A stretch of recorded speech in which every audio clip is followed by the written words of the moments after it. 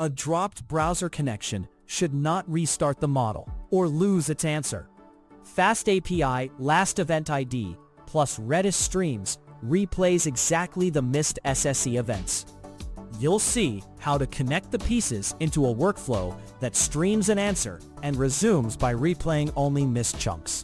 I'm Professor Pi, teaching AI engineering and LLM systems with simple Python. When you stream model tokens to a browser, things go wrong. A user scrolls, a tab sleeps, the Wi-Fi blips, and without a plan, the server either restarts the whole generation or the client loses part of the reply. That wastes model time and it breaks the user experience. Resumable streaming fixes that. The client asks only for the bits it missed, and the server replays exactly those chunks, so recovery is cheap and precise. Under the hood, this is a reliability pattern. We combine server-sent events, a stable event ID, and a durable message store. Redis Streams fits nicely because it appends entries with IDs and keeps them until you trim them. FastAPI gives a simple SSE endpoint that can read last event ID and decide what to send. Together, they let the browser reconnect and request everything after its last seen ID. No guesswork, no regeneration. Picture the model emitting a few token chunks.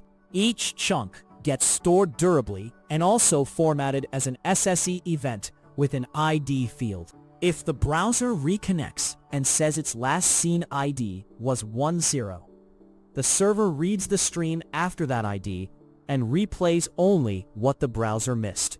The win is intuitive. No duplication, no wasted model calls, and smooth playback for the user.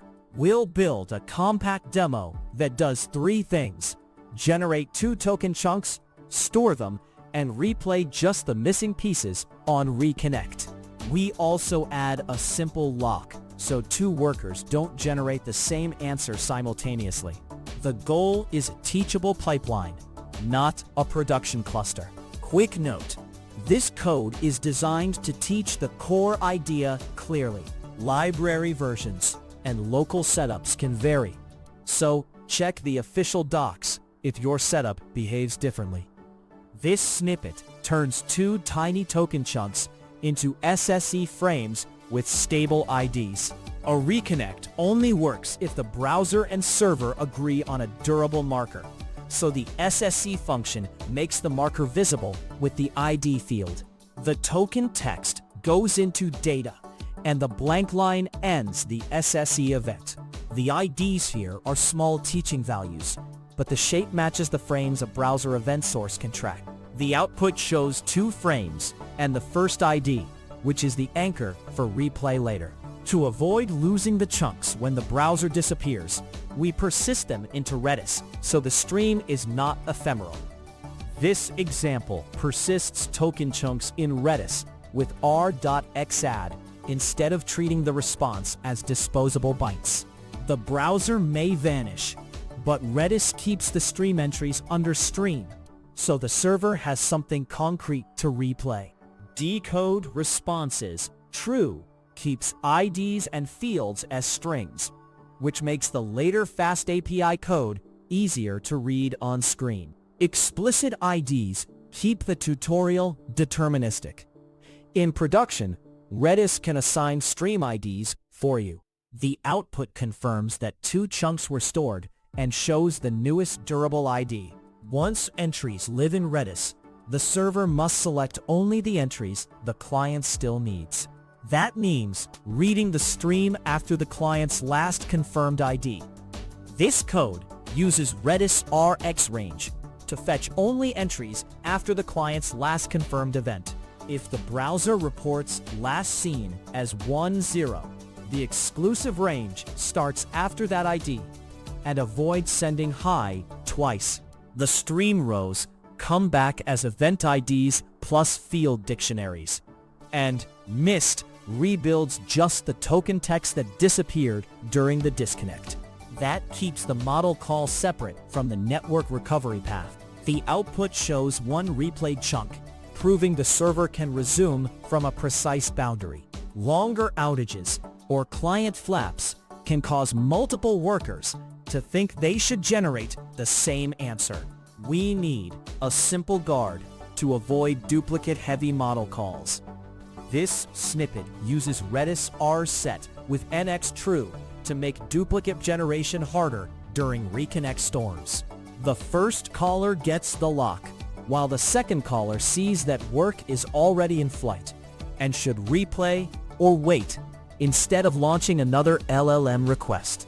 X equals 30 gives the lock a short expiration, which limits damage if a worker dies midstream.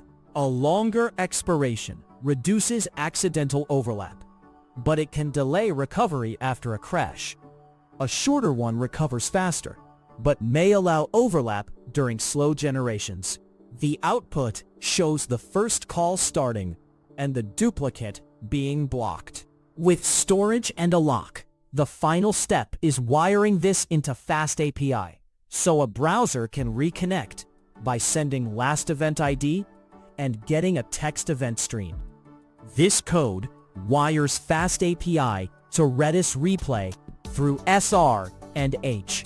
The chat route reads the browser's last event ID header with H, passes it into events, and returns a text event stream response. Inside events, Redis RX range chooses either the full stream or only entries after the reconnect ID, then yields valid SSE frames.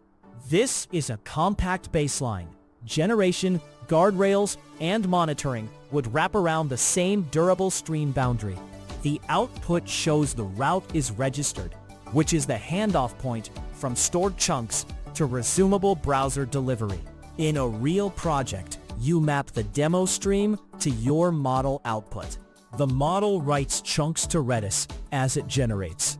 The FastAPI endpoint sends events that mirror those chunks and uses last event ID to avoid duplicates. Monitoring can track stream length and lock hits to spot retries. What we built in 3 quick points. It is a resumable streaming pattern that stores SSE frames durably in Redis and replays only missed entries. Use it when clients can disconnect and you need deterministic, low-waste recovery from partial deliveries. One caution: lock timing and stream retention affect availability and duplicate risk, so tune them carefully. A practical next step is to tune the lock expiration used with r.set. Try increasing EX from 30 to 120 and observe whether duplicate generations drop and whether recovery after a crash slows unacceptably. Measure overlap events and recovery latency to find the balance for your workload. If practical AI engineering helps, subscribe for more FastAPI and Redis patterns.